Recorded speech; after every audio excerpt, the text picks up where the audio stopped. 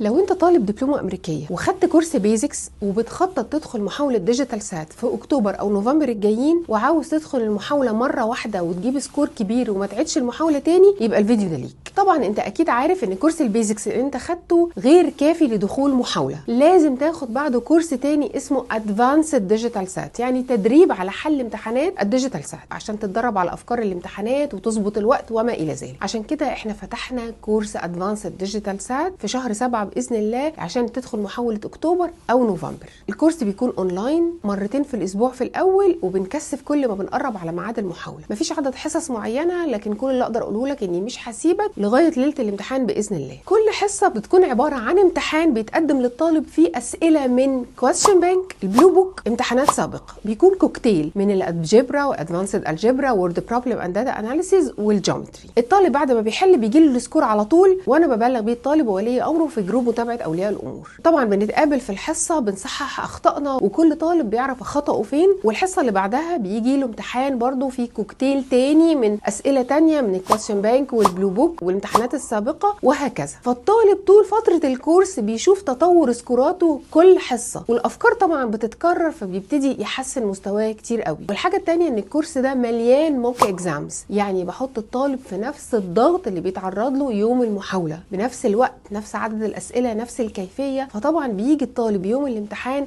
واثق من نفسه جدا، عارف انه حل كل الريسورسز بتاعه الديجيتال سات اللي هي الحقيقه كتير قوي، وبيكون كمان عارف تقريبا هيجيب سكور قد ايه، وده بيعزز من ثقته في نفسه جدا.